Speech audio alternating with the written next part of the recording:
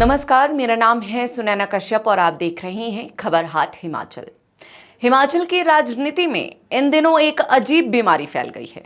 ये बीमारी ना वायरल है, ना बैक्टीरिया से होती है और ना ही इसका इलाज किसी मेडिकल कॉलेज में मिलता है। इस बीमारी का नाम है श्रेय लेने की राजनीति और इस बार इसका नया मरीज बना है हमीरपुर मेडिकल कॉलेज। जिस मेडिकल कॉलेज का मकसद लोगों का इलाज करना था, वो खुद राजनीतिक बहस का आईसीयू बन गया है। मुख्यमंत्री सुखविंदर सिंह सुक्खू और सांसद अनुराग ठाकुर आमने सामने हैं। दोनों दावा कर रहे हैं कि मेडिकल कॉलेज उनकी वजह से बना। अब सवाल यह है कि इलाज डॉक्टर करेंगे या नेता। जरा सोचिए, अगर कोई घर बनाता है तो एक व्यक्ति जमीन खरीदता है, दूसरा नक्शा बनवाता है, तीसरा पैसे देता है और चौथा छत डालता है। लेकिन घर बनने के बाद चारों दरवाजे पर खड़े होकर कहने लगे कि ये घर मेरा है, तो मोहल्ले वाले क्या कहेंगे। कुछ ऐसा ही हाल हमीरपुर मेडिकल कॉलेज का है। कांग्रेस कह रही है मंजूरी हमने दिलवाई, भाजपा कह रही है पैसा हमने दिया, निर्माण हमने करवाया। मुख्यमंत्री सुक्खू का कहना है कि जब केंद्र में मनमोहन सिंह की सरकार थी और गुलाम नबी आजाद स्वास्थ्य मंत्री थे, तब उनके प्रयासों से मेडिकल कॉलेज को स्वीकृति मिली, यानी बीज कांग्रेस ने बोया। दूसरी तरफ अनुराग ठाकुर कह रहे हैं कि बीज बो देने से पेड़ नहीं उग जाता, जमीन चाहिए, पानी चाहिए, खाद चाहिए, देखभाल चाहिए। उनका दावा है कि मोदी सरकार ने 180 करोड़ रुपए दिए और जयराम सरकार ने प्रतिक्रियाएं पूरी की। अब यहाँ सबसे बड़ा सवाल है, अगर कांग्रेस का दावा सही है तो फिर मेडिकल कॉलेज बनने में इतने साल क्यों लग गए, और अगर भाजपा का दावा सही है तो फिर आज भी परियोजनाओं को लेकर सवाल क्यों उठ रही हैं। आखिर हर सरकार सत्ता में आने के बाद पिछली सरकार के काम का श्रेय लेने में या दोष देने में ही क्यों लग जाती है। अब ऊपर से देखने पर लगता है कि हमीरपुर मेडिकल कॉलेज को लेकर मुख्यमंत्री सुखविंदर सिंह सुक्खू और सांसद अनुराग ठाकुर के बीच श्रेय लेने की लड़ाई चल रही है। लेकिन अगर इस पूरे विवाद की परतें हटाएं तो कहानी मेडिकल कॉलेज से कहीं बड़ी दिखाई देती है।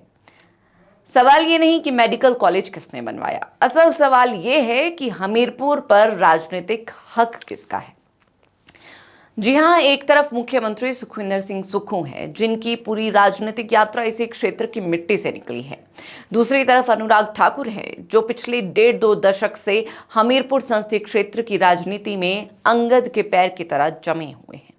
ऐसे में जब दोनों नेता एक दूसरे पर हमला करते हैं तो वो केवल बयान नहीं होता, बल्कि अपने अपने राजनीतिक इलाके में ताकत दिखाने का प्रयास भी होता है। अब सियासी नजरिए से तो यही लगता है। अनुराग ठाकुर हमीरपुर में कितने मजबूत है ये कहने की जरूरत नहीं है। भाजपा की लहर हो, कांग्रेस की लहर हो, मोदी फैक्टर हो या स्थानीय समीकरण, हमीरपुर संसदीय सीट पर अनुराग का दबदबा कभी गंभीर चुनौती में नहीं आया। हिमाचल में सरकारें बदलती रही, मुख्यमंत्री बदलते रहे, लेकिन हमीरपुर में अनुराग ठाकुर की पकड़ लगभग स्थिर रही। यही कारण है कि भाजपा में भी अनुराग को केवल सांसद नहीं बल्कि हमीरपुर क्षेत्र का सबसे बड़ा राजनीतिक ब्रांड भी माना जाता है। लेकिन आज उनके सामने मुख्यमंत्री सुक्खू हैं। मुख्यमंत्री बनने के बाद सुक्खू के पास सिर्फ संगठन की ताकत नहीं बल्कि सरकार की ताकत भी है, और राजनीति में सरकार अपने आप में सबसे बड़ा संसाधन होती है। असल में दोनों नेताओं को पता है कि 2027 का चुनाव केवल कांग्रेस बनाम भाजपा नहीं होगा, ये कई सीटों पर स्थानीय नेतृत्व की ताकत का भी चुनाव होगा, और हमीरपुर उनमें से सबसे अहम क्षेत्र बन सकता है। सवाल उठता है कि आखिर मुख्यमंत्री बनने के बाद भी सुक्खू बार बार हमीरपुर और अनुराग ठाकुर पर राजनीतिक हमले क्यों कर रहे हैं। इसका जवाब राजनीतिक रणनीति में छिपा है। सुक्खू जानते हैं कि अगर उन्हें 2027 में कांग्रेस को मजबूत स्थिति में ले जाना है तो भाजपा के सबसे मजबूत गढ़ों में सेंध लगानी होगी। यानी अगर राजनीतिक भाषा में कहें तो सुक्खू भाजपा पर हमला नहीं कर रहे, वो सीधे भाजपा के सबसे सुरक्षित किले पर तोप चला रहे हैं। दूसरी तरफ अनुराग ठाकुर भी ये समझते हैं कि मुख्यमंत्री बनने के बाद सुखविंदर सिंह सुक्खू की राजनीतिक कद बदल चुका है। पहले वो एक क्षेत्रीय नेता थे, अब पूरे प्रदेश के नेता है। इसीलिए जब भी क्षेत्रीय विकास, मेडिकल कॉलेज, सड़क, रेलवे या किसी बड़े प्रोजेक्ट की बात आती है तो अनुराग तुरंत सामने दिखाई देते हैं। यानी मेडिकल कॉलेज का विवाद दरअसल एक राजनीतिक थर्मामीटर है जो आने वाले चुनावों का तापमान बता रहा है। और शायद इसी वजह से आने वाले दिनों में हमीरपुर में हर सड़क, हर कॉलेज, हर अस्पताल, हर परियोजना पर श्रेय की लड़ाई दिखाई दे सकती है।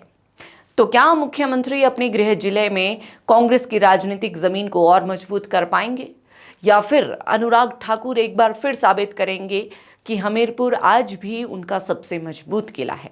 क्योंकि फिलहाल मेडिकल कॉलेज बहाना है, लेकिन निशाना कहीं बड़ा दिखाई देता है। और अगर राजनीतिक संकेतों को सही पढ़ा जाए तो ये सिर्फ श्रेय की लड़ाई नहीं, बल्कि 2027 से पहले हमीरपुर में राजनीतिक वर्चस्व की जंग का पहला अध्याय हो सकता है। अब इस पर आप सभी की क्या राय है, कमेंट सेक्शन में जरूर बताएं।